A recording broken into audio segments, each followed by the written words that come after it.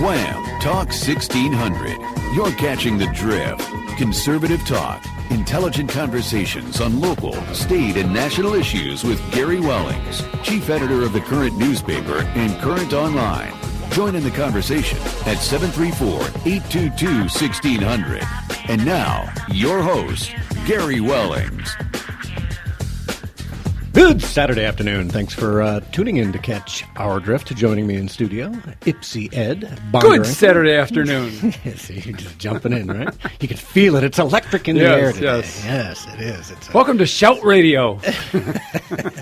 I'm not going to shout too much today. Maybe the second half. We'll get through this.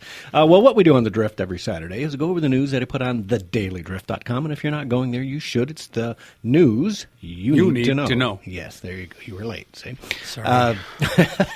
www.thedailydrift.com. Very easy to find. I put a lot of effort into aggregating those news items that you will not get from the mainstream media, and we will talk about those dirty buggers in the second half hour of the show.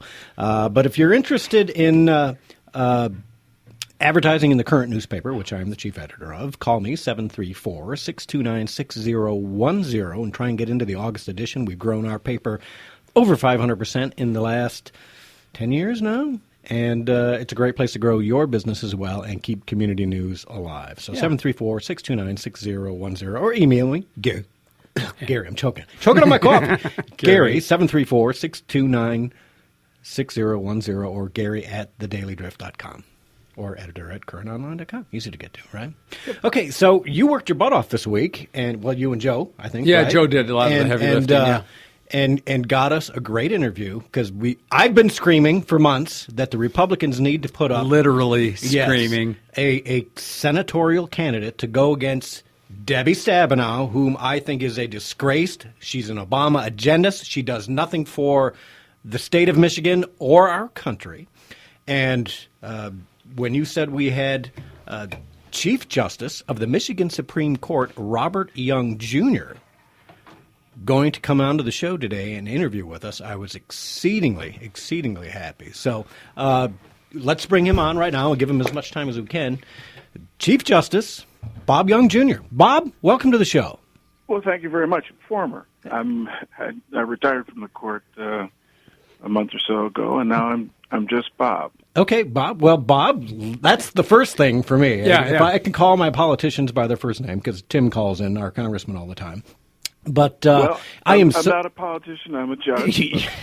You're stepping. But I am going to take on Debbie Stabenow. Good. That's for all the reasons you just said. I stood Wednesday. I made my announcement, and I stood at what I consider a kind of a sacred place, my childhood home in Detroit on 14th and McGraw. That's a vacant lot now, right? It used to have a home on it, a home where my family sort of began, and it's just a vacant field now.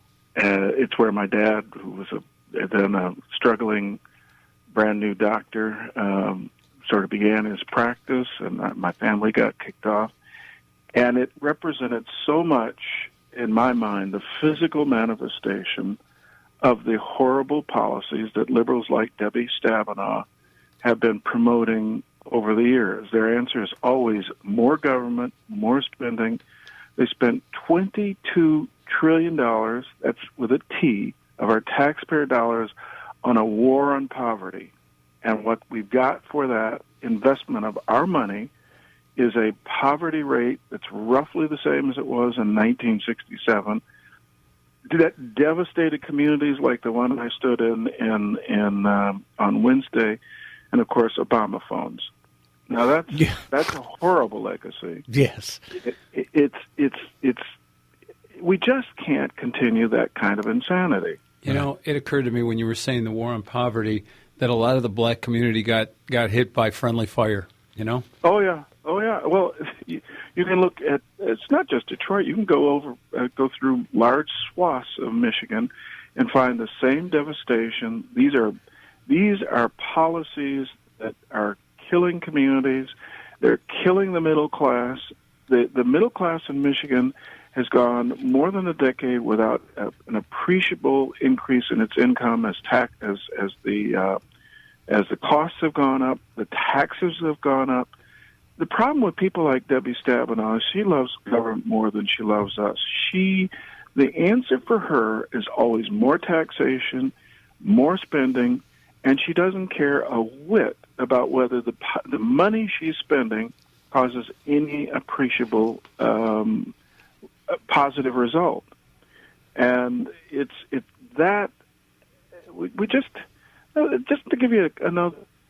Do you know we borrow every year from China the equivalent of our discretionary spending, federal discretionary spending. That includes our military budget. Every year. That's insane. We've got to stop spending like we're crazy, and we've got to start making some tough choices. Debbie Stabenow is a placeholder in the resistance, and she does nothing for her citizens in Michigan or the nation, and she needs to retire. Yes, absolutely. Needs to be retired. Yeah. Bob, I can't tell you how proud I am of you stepping forward because it goes without saying you're eminently qualified, legislatively speaking. Yeah. You are. You know the Constitution, you right? know the Constitution and the law. I spent probably the last 22 years defending the Constitution as a rule of law judge. The court has a tremendous reputation as one that you can predictably rely on it to follow the law rather than make it. And that's probably why President Trump selected me to be one of his potential nominees for the United States Supreme Court.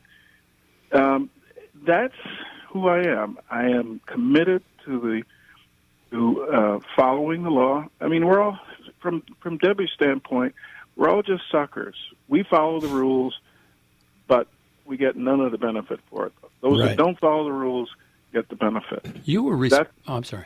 Go ahead. Go ahead. No, that's deeply offensive to me. I'm 66. I've had a wonderful career in law. I don't owe anybody anything. I don't have to do this, but I really feel it in the marrow, my bone marrow, that somebody has to step up and take her on. And so that's something I can do at this stage of my life. Yeah, and that is awesome. And I can guarantee you, Bob, that Ed and I and the people at this station will do whatever it takes to help you along. And so my only real question is this. Are you ready to stand up and debate Debbie Stabenow on television? And wait a minute. He was a lawyer. I understand. I'm just saying. Am I ready? Yeah, of course I'm ready. Okay. The problem is willing. I think Gary's going for willing. Oh, yeah.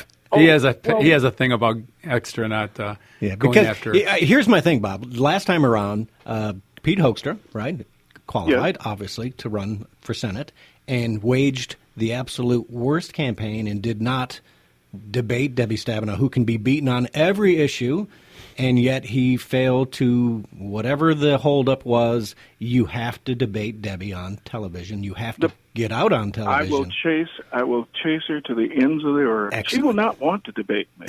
Why would she? She will not want to debate me. I can see happening. I actually have ideas. I actually can express myself. She will not want to debate me, but I will show up wherever she is until she agrees to debate me. Excellent. Well, Bob, can you hang on? Let's get Joe from Wyandotte, who was very instrumental in getting it. He's got some questions for you. We'll bring him on and see what he's got. Joe, welcome to the show. Hey, Joe. Oh, I'm sorry. Hey, Joe, welcome to the show. Push the button there, Gare. Yeah, no, I think I took Bob off there. Put Bob back on. We're good? Okay. Go ahead, Joe. Okay, all right, thanks.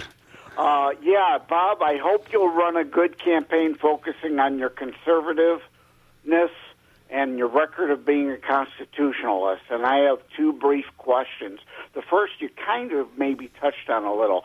Could you please explain the decided difference in positive nature of you having been a proven constitutionalist justice over someone who has been nothing but a party hack and a career politician like Debbie Stabenow and any potential GOP primary candidate may be? Well, let me give you a little bit of background. First of all, I've been a judge for 22 years defending and upholding the Constitution and our liberties.